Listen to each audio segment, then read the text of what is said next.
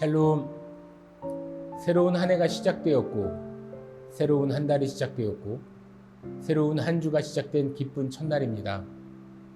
하나님의 은혜와 평강이 가정에 넘치시길 기도합니다. 새롭게 시작된 한 주도 주님과 동행함으로 힘차게 시작하시길 바랍니다. 말씀을 보도록 하겠습니다. 여호와 하나님이 이르시되 사람이 혼자 사는 것이 좋지 아니하니 내가 그를 위하여 돕는 배필을 지으리라 하시니라. 여호와 하나님이 흙으로 각종 들짐승과 공중의 각종 새를 지으시고 아담이 무엇이라고 부르나 보시려고 그것들을 그에게로 이끌어 가시니 아담이 각 생물을 부르는 것이 곧 그 이름이 되었더라. 아담이 모든 가축과 공중의 새와 들의 모든 짐승에게 이름을 주니라. 아담이 돕는 배필이 없으므로 여호와 하나님이 아담을 깊이 잠들게 하시니 잠들매 그가 그 갈빗대 하나를 취하고 살로 대신 채우시고 여호와 하나님이 아담에게서 취하신 그 갈빗대로 여자를 만드시고 그를 아담에게로 이끌어 오시니 아담이 이르되 이는 내 뼈 중에 뼈요 살 중에 살이라. 이것을 남자에게서 취하였은즉 여자라 부르리라 하니라. 이러므로 남자가 부모를 떠나 그의 아내와 합하여 둘이 한 몸을 이룰지로다. 아담과 그의 아내 두 사람이 벌거벗었으나 부끄러워하지 아니하니라. 성경 본문은 인간 최초의 결혼과 부부 생활에 대해 설명해주고 있습니다. 본문 2장 18절에 여호와 하나님이 이르시되 사람이 혼자 사는 것이 좋지 아니하니 그를 위하여 돕는 배필을 지으리라 하시니라 라는 말씀처럼 사람은 혼자 지내는 것보다 가정을 이루며 사는 것이 하나님의 뜻이며 더 복된 삶이라는 것을 알려줍니다. 돕는 배필이란 원어로 에제르켄 에그두입니다. 에제르는 조력자, 반려자라는 뜻입니다. 이 말은 서로 다른 두 사람이 만나 부부를 이루며 서로 도우며 협력하면서 행복한 삶을 누리도록 하신 것입니다. 그러나 잠언 21장 9절에서 다투는 여인과 함께 큰 집에 사는 것보다 움막에서 사는 것이 나으니라 라는 말씀처럼 그렇지 못한 가정은 오히려 더 불행하다고 말할 수도 있습니다. 또한 사람의 인생에는 중요한 만남이 있습니다. 이 세상에 태어날 때 부모님과 만나고 결혼하는 배우자가 만나고 예수님과의 만남이라고 말할 수 있듯이 배우자를 만나는 것은 부모와 예수님과 함께 가장 중요한 존재라고도 할 수 있습니다. 첫째로 부부의 의미가 무엇이겠습니까?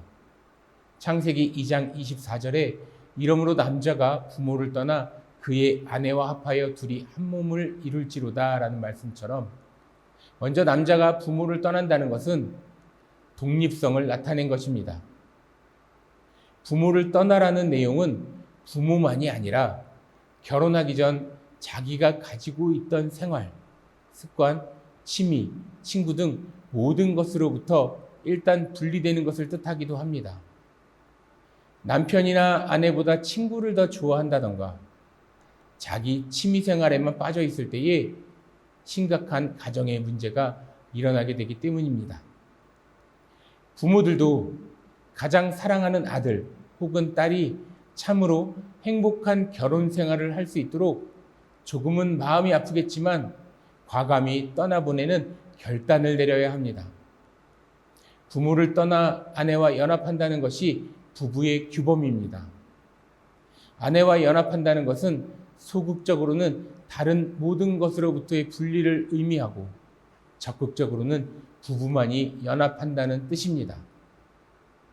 남편과 아내가 연합한다는 것은 서로의 약점을 있는 그대로 용납하는 것을 포함하고 있습니다. 남편의 장점이 아내의 약점을 덮어주고 아내의 장점이 남편의 약점을 덮어줄 때 두 사람의 연합은 확고하고 단단해지는 것입니다. 달리 말하면 곧 내가 예수님을 영접했을 때 예수님은 내 안에 계시고 나는 예수님 안에 있게 되는 것과 같은 것입니다. 이것은 새로운 존재가 되었다는 의미가 함축되어 있는 것입니다.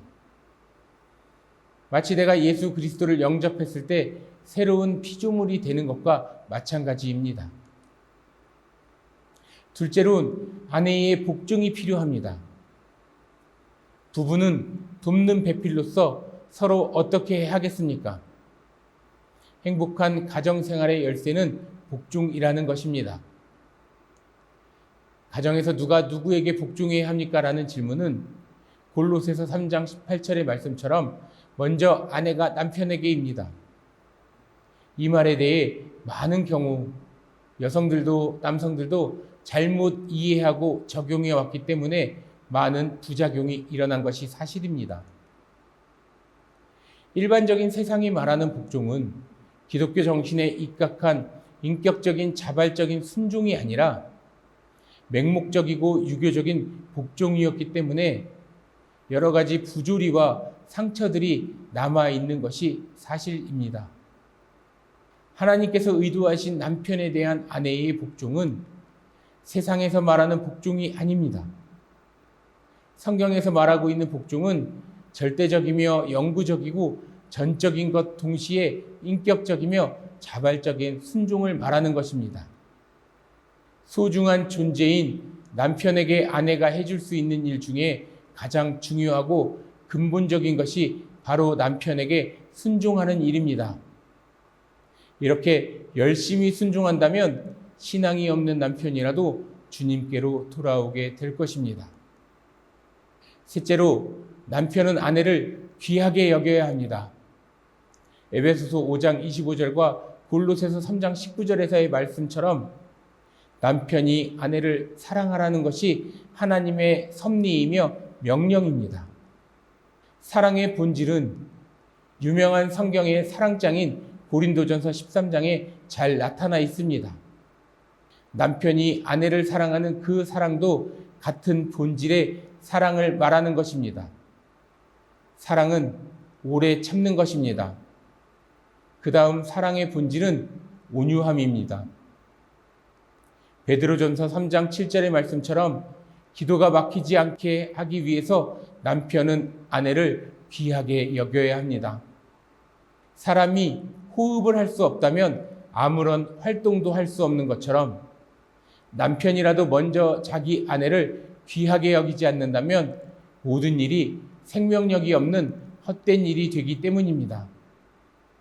결론을 내리면 여성은 남성의 갈비뼈를 취해 만들어졌습니다. 그러므로 부부는 서로 돕는 배필로서 하나님이 기뻐하시는 행복한 가정을 만들어야 할 것입니다. 이것이 하나님의 뜻입니다. 가정의 행복 없이는 인생의 행복과 참된 기쁨을 누릴 수 없는 것입니다. 믿음 깊은 가정, 소망 있는 가정, 반드시 사랑이 넘치는 가정이 되기를 주님의 이름으로 축복합니다. 기도하겠습니다. 사랑의 주님 감사합니다. 부부가 잘 연합할 수 있도록 도와주시옵소서. 부부가 세상과 그리고 부모와 떨어져 독립할 수 있도록 도와주시옵소서. 부부가 잘 연합하고 또한 소망의 가정, 긍정의 가정을 만들어갈 수 있도록 도와주시옵소서. 아내가 남편에게 잘 순종하고 남편이 아내를 귀하게 여길 수 있는 이런 마음들만 가득할 수 있도록 도와주시옵소서. 가정의 삶을 주님께서 인도하여 주셔서 건강한 가정 되고 지혜 있는 가정 될 수 있도록, 그로 인해 형통한 가정 될 수 있도록 주님께서 붙잡아 주시옵소서. 예수 그리스도의 이름으로 기도를 드립니다. 아멘.